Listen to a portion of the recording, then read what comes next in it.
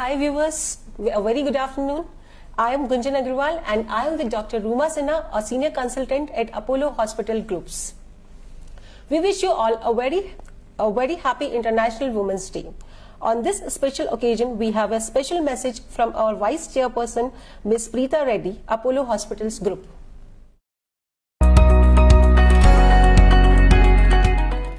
Namaste to my members of the Apollo family.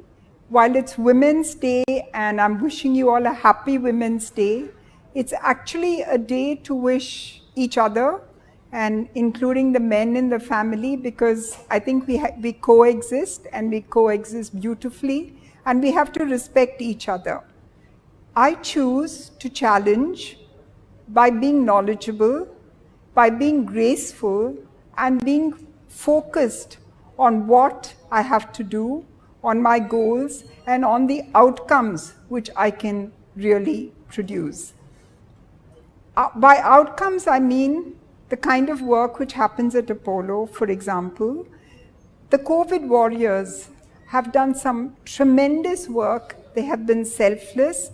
They have said that each patient matters to us and we have to make them better. We have to do whatever we can. We have to be selfless in our delivery of healthcare for them. And they have done that. And to me, they chose to challenge. They chose to challenge reality and they chose to make a difference. For those of you who have taken the skill beyond a certain level, who have been armed with knowledge, cutting edge of science, cutting edge of technology, cutting edge of digital transformation, each of you have chosen to challenge the archaic beliefs and taken the level of healthcare delivery to greater heights. And for that, I say thank you, and thank you for choosing to challenge. Our goals may be immediate, they may be long-term, but our goal should be to lead a healthier life and to make the planet a better place to live in. And to do that, we have to think beyond ourselves, beyond our very small ecosystems, and see how can we make the world healthier and a better place to live in. And for that, again, we have to challenge. We have to challenge our usual ways of doing things. We have to challenge to think better, to think beyond our small boundaries and try and see what is it we can do to really challenge ourselves to do things differently and to do things fantastically well. God bless you all and a very happy Women's Day.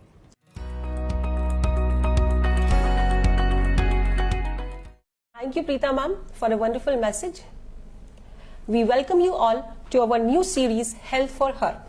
This is an online health talk series from the world-renowned health experts on the issues faced by modern women. So let's talk. Welcome Dr. Ruma Sinha on the inaugural episode of Health for Her. So ma'am, we have certain questions related to women's health. So we would like to discuss with you. So shall we start? Absolutely. Yeah. Ma'am, we have seen many women are delaying pregnancy due to their career. So ma'am, what's the right age for pregnancy? Please advise. The right age for pregnancy is late 20s or early 30s. The simple reason is that is the prime time when the women are in best of health. They have their eggs which are in the best quality, and that is the time when, if possible, women should plan their pregnancies. Okay, thank you ma'am. So ma'am, let's move on to another question. Ma'am, it's seen most of the pregnancies are unplanned. So can women do anything about it, and does it make difference if pregnancy is planned? Of course, anything that is planned always will give a better outcome. And why not pregnancy? So when we talk about planning a pregnancy, one must remember that we are looking into 2 or 3 things. One is we want to know that the women are in the best of health. So we can have women with pre-existing diseases. So we need to optimize their diseases. Like if you have a thyroid, diabetes, hypertension, something of this sort, then you must make sure that these are under control before you get pregnant. The second is you may be unaware that you have one of these conditions. Like you may be having blood pressure or high sugar levels, but you were not aware of it. So it's better to have some basic evaluation to know that you are not facing any disease or you are not having a pre-existing disease which could affect you or your baby when you get pregnant. The third is that we want to optimize your health on the whole. Now, what do we mean by that? We mean certain things like your hemoglobin or your anemia status should be not there, so your hemoglobin level should be good. If you are a hypothyroid patient, your thyroid level should be normal. If you are somebody who has not been vaccinated in the past, and I especially mean chickenpox and rubella. Now, why we want you to vaccinate with these vaccinations before you become pregnant is that if you get pregnancy and you are infected by one of these viruses, your baby can have congenital anomalies. So if you are not already vaccinated, we would like to vaccinate you with these things. If by chance you are having a habit of smoking or alcohol, we would like to guide you that better to stop these things before you plan a pregnancy. So maintaining a good health, good lifestyle, correct weight. So obesity is another problem. In case you are obese, in the planning of pregnancy, we will ask you to lose weight before you get pregnant. So planning makes all the difference. So my advice to all those young women today out there is to plan, get optimized with your health and weight, and then have a lovely motherhood. Oh, great, ma'am. So I think it's always good to plan. Yes. So, ma'am, my next question is the pregnancy after 35 years is risky for baby and mom both? And if yes, then why? I wouldn't say that you can't have pregnancy after 35. If you look around you will find your friends or relatives or somebody whom you know is more than 35 and has had a pregnancy and everything went well. But one must remember that as you age, and especially after 35, your eggs are also aging. The more aged eggs are, the more chance of having a congenital or a chromosomal abnormality. So we want you to have a pregnancy before 35, but it's not a hard and fast rule. You can plan a pregnancy after 35 as well. The other way to look at that after 35, as a woman, you are not getting younger any day. So there is a more chance that one of these medical disorders may hit upon you, or you may get these problems while you are getting pregnant in the other half of the 30s. So there is no, as I said, no hard and fast rule. You can plan a pregnancy after 35, but yes, you must be aware that there could be certain problems both in the mother and the baby, and then look out for it and take care. Okay. So mainly we should be aware and alert while doing after 35. Absolutely. Okay. So ma'am, our audience have a question, and it's a very nice question. What is HPV vaccination and who should take it? Yeah, HPV vaccination actually means the HPV stands for human papilloma virus. Now this is a virus which is a sexually transmitted virus, and it affects the genital organs and especially the cervix. Now, why we are concerned about this virus and why we are talking about vaccination? Today we have understood that this virus is primarily responsible for development of cervical cancer in women. As we all know, cervical cancer is one of the most common cancer in women, causing morbidity and even death in very early ages. So to prevent women from getting this cancer, we are today advising young girls to take the vaccination against this infection. Now the correct age of asking this vaccination is actually in a young girl who has not yet attained sexual activity or who has not yet got married. Why? Because it's a sexually transmitted infection. We have to prevent the infection even before the infection comes. So HPV vaccination is now being used for more than a decade. It is a safe vaccination. It usually comes in 3 doses. There are 2 types of vaccine which is usually targeted towards the oncogenic, that means the viruses strains that cause the cancer. So taking this vaccination would be a good idea for young girls because it can prevent your cervical cancer in the long run. So if you have an opportunity, please go ahead and take one. Thank you, ma'am. This is a nice information. We should use this. So, ma'am, my next question is very common and we hear a lot about this. We get to hear a lot about PCODs and PCOC. So, ma'am, can you elaborate on that, what it is exactly, and do we really need to worry about it? Absolutely, Gunjan. Actually, PCOD or PCOS that we talk about is a very common terminology everybody knows. If you Google, you will find that in every page. So, what does it mean? The PCOD stands for an acronym of polycystic ovarian disease. Today, we actually don't call it PCOD, we call it PCOS. That means polycystic ovarian syndrome. Why it is called a syndrome and not a disease? Simply because there is no magic wand or one treatment that I can treat your disease. But it's a syndrome of your body, which means it's a condition of your body. Now there are certain things in your genetic as well as environmental area which will cause this syndrome to come into effect. You must remember that there is no single treatment. That means it's not like an infection that I can give you an antibiotic and the PCOS will disappear. It's a condition of your body and it will remain lifelong. Don't mistake me when I say it remains lifelong, because this condition or this genetic effect that is there to your body remains lifelong. So what do we do about it? And why should we worry? You need to remember that PCOD is a genetically linked metabolic error. In a very simple term, let me explain. It is something like somebody in your family having a diabetes and having something called carbohydrate metabolism error or insulin resistance. Now what happens in these patients? They are unable to digest the carbohydrate that they take and their sugar goes up. But in a young girl or a young woman who has PCOS, the sugars may not go up, but it can lead to hormonal abnormality.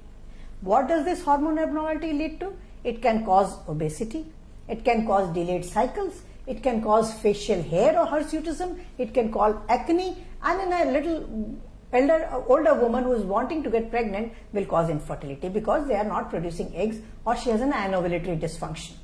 So all these problems can affect girls at different stages, right? So when they have different stages, we will need to see what is that girl's desire or that woman's desire and need at that point of time to be able to treat her. So if a young girl comes with, say, delayed cycles, we treat her with some hormones or things like that. If she's wanting to get pregnant and she's not able to get pregnant, we will treat her with ovulation induction drugs. But the question that you asked, that why do we need to worry? We need to worry because these women with PCOS in the long term have found to have higher incidence of cardiac disease, lipid problems, and even endometrial carcinoma.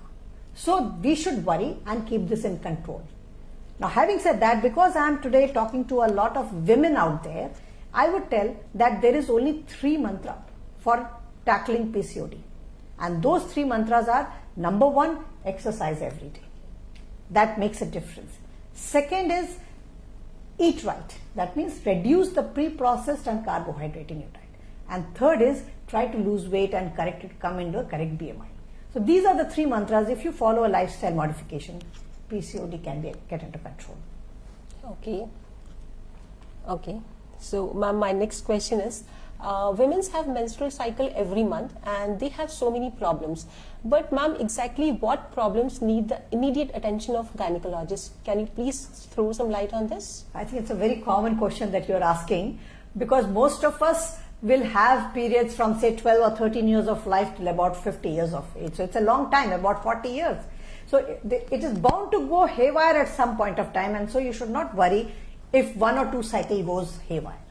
But if there is a persistent problem, or if there is every month you are increasingly having more bleeding, you were not passing clots but you are passing clots now, you are having more pain, you are having difficulty in even doing your day-to-day work. So these are some of the alarming signs which we must remember to pay attention to, and maybe talk to a gynecologist if you have the problem.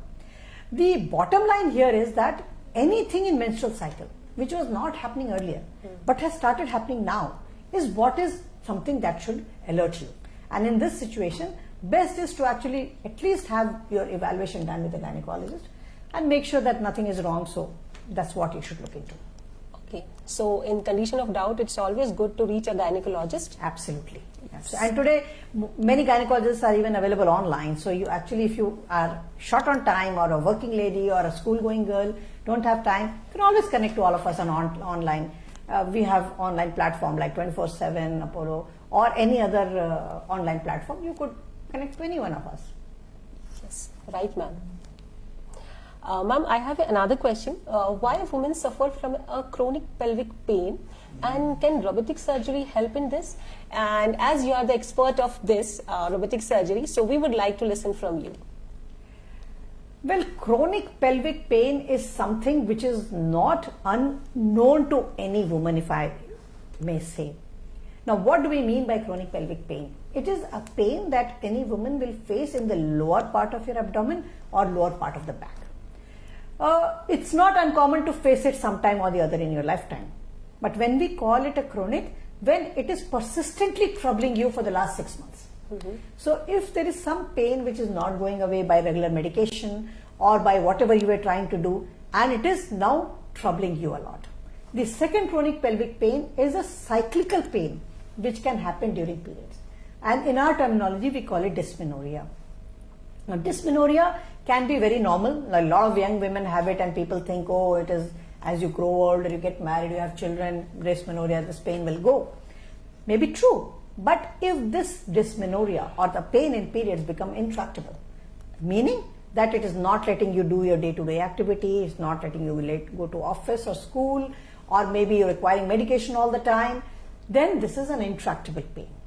This intractable pain usually is a sign of underlying gynecological problem, which could be, actually this is month of March is actually an awareness month for endometriosis also, which is the chronic pelvic pain, one of the commonest reason for chronic pelvic pain. So these kind of situations or presence of fibroid, adenomyosis, these are some things which can cause those few days in your month very much distressing.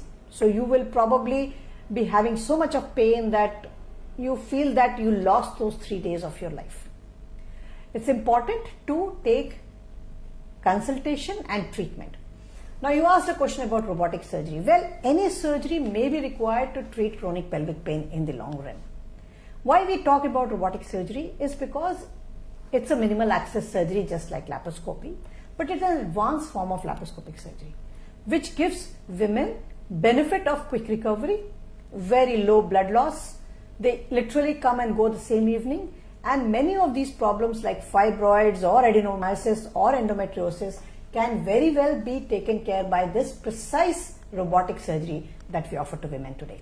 So if a surgery is required today for women for any gynecological cause, one must remember there is absolutely no need for an open surgery.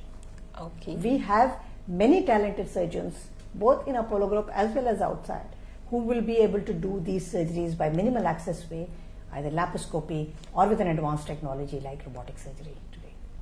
Okay. Okay, ma'am. Ma'am, our viewers have another question. She says, I tested positive 2 months ago and I want to plan a baby. I want to go for a pregnancy. So can I go? Tested positive for what? COVID. COVID. Okay. This is the pandemic time, so everybody is worried about Yes, COVID. yes, okay. ma'am. So if you had COVID infection and you have completely recovered, there is no scientific data today to say that you will have a problem during pregnancy or have an abnormal baby. So if you have recovered, I would only suggest that you must give your body adequate rest and complete recovery before you plan the baby, because having pregnancy itself is a little bit of stress on your body. So make sure you are completely recovered from this infection before you plan. But you can go ahead and plan the pregnancy if you had COVID infection in the past. Not a problem. Okay, so I hope you have got your answer. So my next question, another viewer is trying to ask is, I have delivered my baby 1 month ago and I am breastfeeding. So can I go for vaccination of COVID? We don't have clear data on that. However, if you have delivered your baby, you are probably in a very young age, you will probably not get the vaccination only for the next few months till your number comes. Okay. But if you are feeding the baby, at the moment, we do not recommend you to take vaccination till we have further information on it. But if you get COVID infection while you are feeding the baby, that is not a contraindication for not feeding your baby. So this is a little different information that I'm trying to give.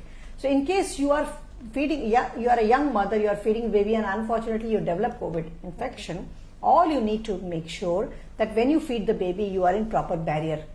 So you wear proper mask, you wash your hand, You clean everything and then you can still feed the baby if you want to.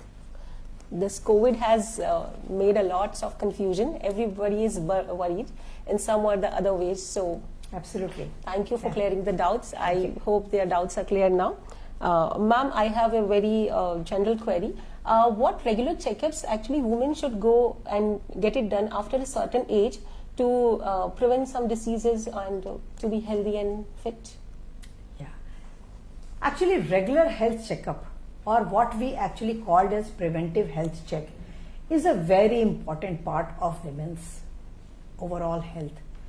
Why we talk about preventive health is that we have a very common adage saying prevention is better than cure. So if we can prevent something, we could benefit so much. So what my suggestion to all the women is that if you are in that age when you are planning a pregnancy, again planning the pregnancy and what we spoke about so many things is also preventing a problem when you get pregnant. So that is kind of preventive health. So when you are young, then you should focus on your optimizing your health in a preventive fashion so that you can have a proper and a good pregnancy. But once you are post-pregnancy, you are about between 35 and 40, and that is the time you are probably not looking for any more pregnancies, so that phase of your life is over. But what is the other things that can take place here? So other than all the diseases like heart disease or lipid profile or things like that that you would like to check like any man or woman, but in women, we have some special things that we need to look into. We need to have prevention of any kind of cancer, and that it could be breast or anything to do with genital. Okay. So what test would we recommend? In breast cancer, to recommend prevention of breast cancer, we recommend two things. One is a self-breast examination and awareness, Okay. and of course to undergo a test called either an ultrasound or a mammogram of your breast. As far as the genital cancers are concerned in women, one is a cervical cancer we spoke about Yes. with the HPV virus. For that, the simplest test to find out earliest is a pap smear. So pap smear is an office-based, very simple test. We take 30 seconds to 1 minute to do it. Believe me, no pain, and can actually pick up cells from your cervix, which can in later stage become cancer. So we can pick up a change in your cervix almost 7 to 8 years before they turn into cancer. So imagine how much time we have to help you out. But if you come with the cancer, it is really difficult to then treat you completely. Then the problem of other cancers like the body of the uterus, which is called the endometrial cancer. It's usually seen in a little older age group, and the commonest symptom for that actually is a postmenopausal bleeding. Okay. A lady who has already achieved menopause and then she bleeds has a very high chance, and she must come for evaluation. Or the cancer of the ovary. So we have specialized women's health check, which will check up for the regular things as well as these women related issues that can happen, which should get evaluated at certain point in your time. So yearly health check is a good idea. You will know what is happening. Even if you have a problem, we have a baseline idea. We can follow it up after next 1 year and see whether something is going wrong, whether an intervention is required or not. So it helps a lot to have a preventive health check in regular interval. Okay, so it's always a good idea. We should go for these checkups. Yes. Okay. So, ma'am, my next question is about the mental wellness, because we rarely talk about this topic. Ma'am, what are the basic mantras every woman should follow for the mental wellness, and why it is so important? I'm not sure whether there is any mantra there, but we also know that women, if you compare men and women have more problems related to mental health issues. So just by the gender, we are more prone to develop mental health issues. So I think it is important to understand and focus there. So there are certain situations which stress us out. So one must remember not to pay attention to those things and regularly do both physical and something to relax you mentally. So a regular physical activity like walking or cycling or exercise in any way, doing some kind of meditation, or even if you are a yoga, somebody who does yoga is good. So doing some kind of thing regularly is very important to maintain a good mental balance. Okay. So we should always get involved ourselves in some physical activity. Yes, yes. Positively. Okay. So, ma'am, as this is a Women's Day special and it's a bit personal question, but we are really curious to know what motivated you to choose this noble profession and how do you manage your work-life balance? Oh, there were various factors when I was in school that actually made me interested in doing medicine. Probably some of my peers who were doing, my father was very keen I should do medicine, and so forth, and I also felt that probably I could, and so I chose this path, and I'm glad I did, because today I really love being a doctor and I enjoy. Work-life balance, I think it's a very dicey statement. I would I would say women or anybody cannot have everything, so you can't have it all.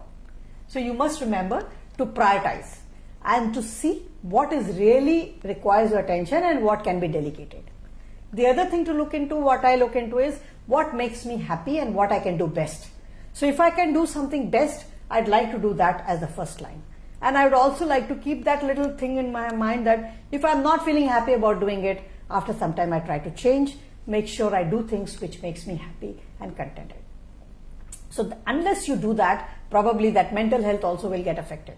So it is important to remember that making the priority in your life today, you could have the priority as your family today, or you could have priority as your work today. So depending upon what you think you could do best, choose that and remain happy. Spread smiles everywhere. That's all I would like to say. Thank you. Okay. Thank you so much, ma'am, for such an insightful session, and I really hope all the viewers must be benefited with this session, and you have explained everything very nicely, and thank you so much for your time. Thank you, viewers. I had a good time. Thank Namaste. you.